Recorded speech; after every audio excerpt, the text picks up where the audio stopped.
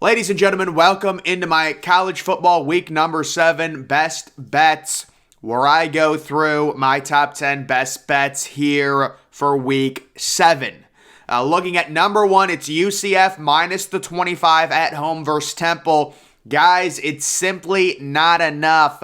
This game's got 49-7 written all over it. Temple is horrifically bad.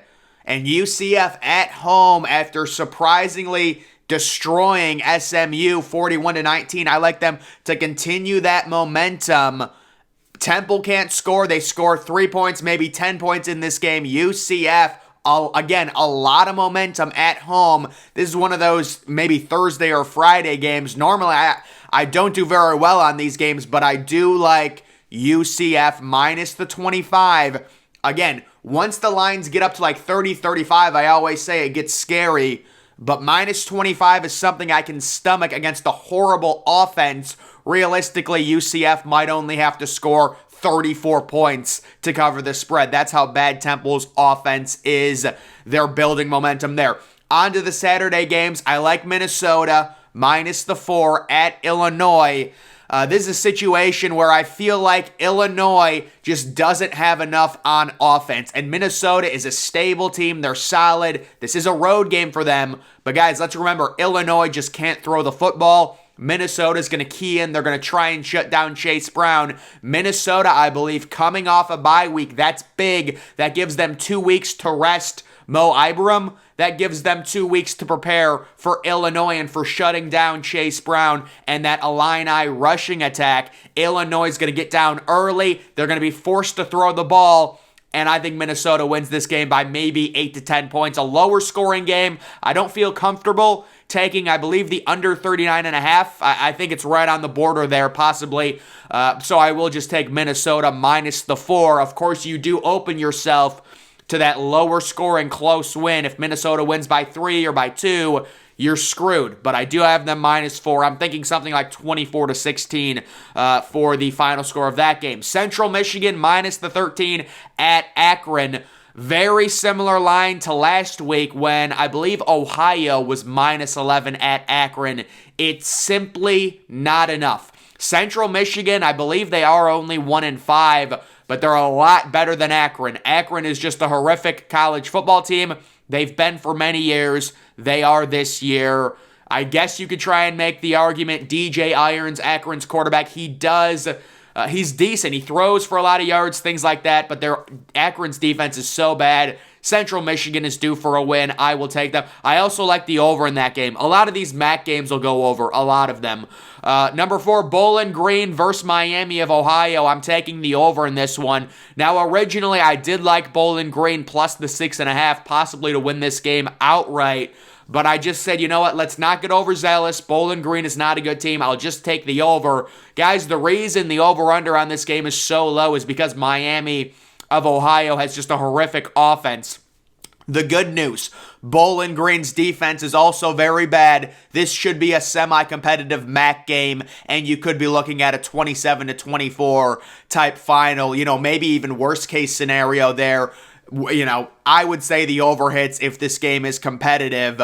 The only problem is there's really no chance either of these teams get into the 40s by themselves. They just don't have the offense. Although Bowling Green has a decent quarterback that can throw it around a little. Anytime you see a MAC line that is this low, there's normally good value on the over. Number 5, Penn State at Michigan. We will try the under. 51.5, guys. This is a noon game.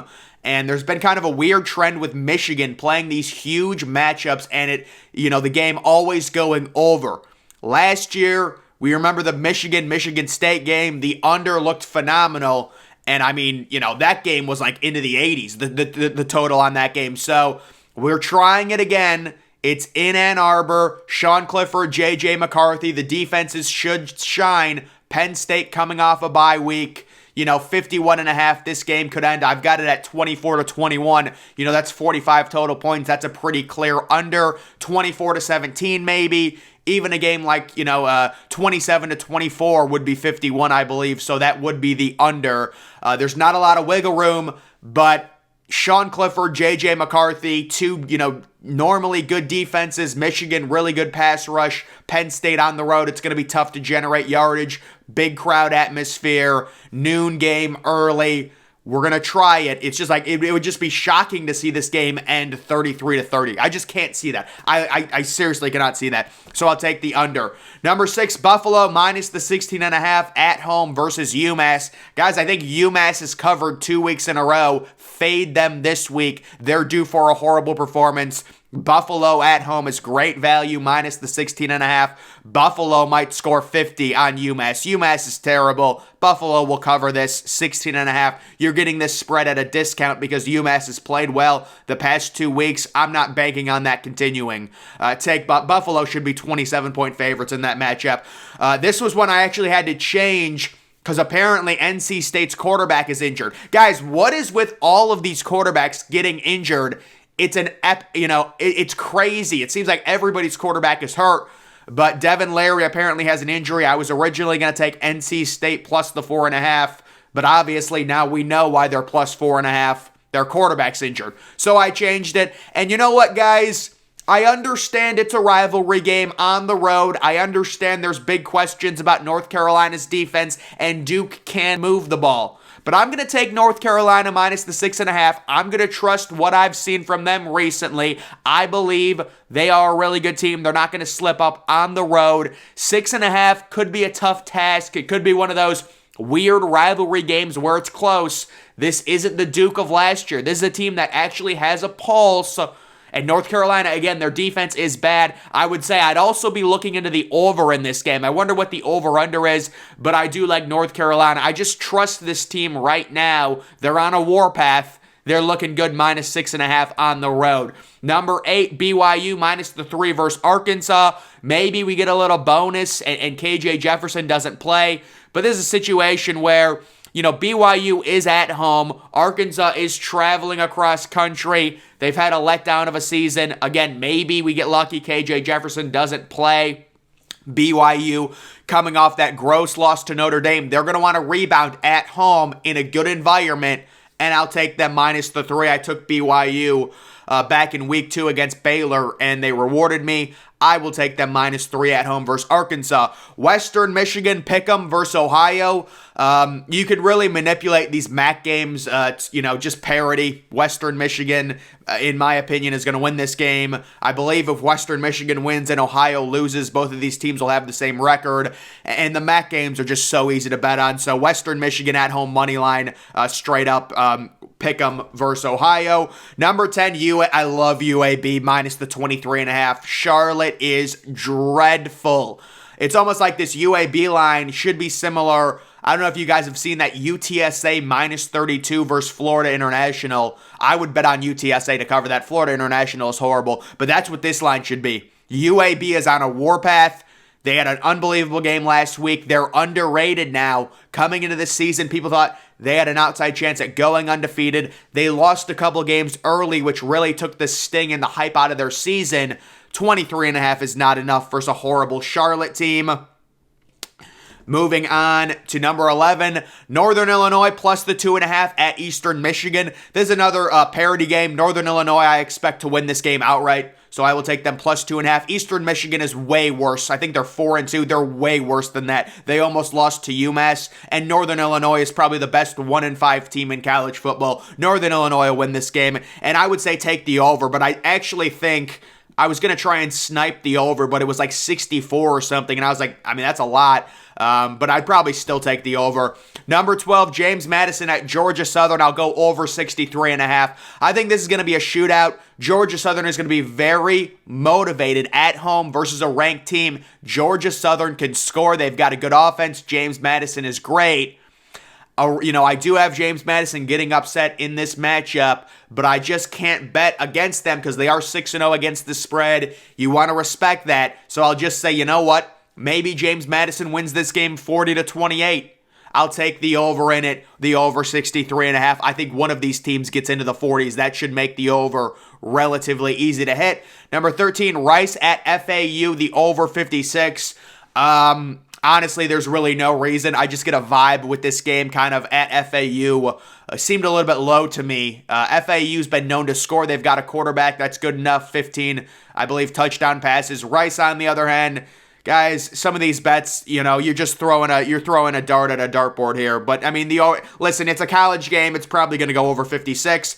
LSU at Florida, very strong over vibes on this game, over the 48. You're talking about two teams that have decent quarterbacks. I understand the concerns about Anthony Richardson, but both of these offenses struggled last week. Look for a bounce back. Look for a surprising higher scoring game in this one. The over, even if we get a 27-24 game, the over hits. So I will take the good value. Jane Daniels isn't great, but he's good enough. And Anthony Richardson, we're waiting for him to have a big offensive performance. Florida, they were held to 24 points last week at home by Missouri. I'm thinking they get into the 30s. The next one, we're going to go California at Colorado. The under this time, 48. Guys, neither of these offenses can score. California 2 weeks ago, I think, scored 9 points. Colorado is just horrific at everything. This is one of those weird Pac-12, 2 o'clock starts, Eastern time. I think Colorado is in the Mountain Time Zone, so that's a noon start time. Yeah, guys, this game, we're talking about like maybe a 23-14 type game. Very low scoring, early game. Horrible offenses. We'll go the under 48 there. Really good value. This is another great value one here. Kentucky plus the 7 versus Mississippi State. So you're getting Kentucky at home plus 7. We're hoping there that Kentucky, Will Levis ends up playing the QB, of course. Mississippi State on the road. I'm just simply not buying them. Will Rogers, good quarterback, underrated. I understand. But in this situation, I will take Kentucky. It's just great value at home, in my opinion. Number 17, Notre Dame minus the 16.5 at home versus Stanford. Notre Dame's on a warpath. I always say trust David Shaw, except for this week, guys. This Notre Dame team is impressive. They annihilated BYU. They should have won that game by 30 points based on the yardage difference. Notre Dame, this game's got 38-7 written all over it. I'm not sure if Stanford's going to score. Notre Dame has a really solid defense with Marcus Freeman and everything. Really underrated team right now. Number 18, Washington State plus 3 at Oregon State. I do think that Washington State wins this game outright. So I'll take them plus the 3. Washington State has had a few real close losses. Last week they were tamed by USC. That was a good win by USC. I think they bounced back on the road. And you've got an Oregon State team with a lot of question marks, the quarterback health, things like that. I will take Washington State plus 3. Number 19, Air Force at UNLV, the under 53.5. The reasoning behind this game is I think it starts at like 10:30 East Coast time. And I understand local time in Vegas, it starts at 8:30 or 7 or whatever. But normally every week you'll get one of these games that starts really late and there's just no points that get scored in it. I'm telling you, this happens every week. I think it's going to be Air Force UNLV. They've got the over-under at 53.5. I think like 30 total points are going to be scored in this game. Number 20, this was just one I had to throw in there, and this is more of all of the models agreeing on this. They like the under in the Maryland at Indiana game. It is a lot, 62. I think there's good value on the under. I do understand why it is 62. This game, I believe, is at 3:30, possibly on Big Ten Network or something like that. Maryland really needs to win this game. I'm getting major rain vibes in this game. I think it's going to rain during this game. It's something about it. It's 3:30. It's in Indiana. Yeah, I'm just sensing there's going to be a few rain showers that happen probably throughout the entire game. It's just going to be a wet game. It's going to be a wet game. You're not going to be able to see the rain. It's going to be like a light drizzle, and it's going to affect things when it comes to through the air, throwing the ball. And 62 is a tough ask, especially for a horrible Indiana offense. If Indiana only scores 10 points, is Maryland really getting to 51, 52 points? I don't think so. I could see this game being like a 34-17. That's a total of 51. That's far under the 62. So there's just good value in the under 62 in that matchup. But guys, those are my top 10 best bets for college football week number 7. That's going to do it for this video. Make sure you're following me on Twitter. Link to that's always in the description. I'm, of course, the Depressed Ginger. Thank you for watching.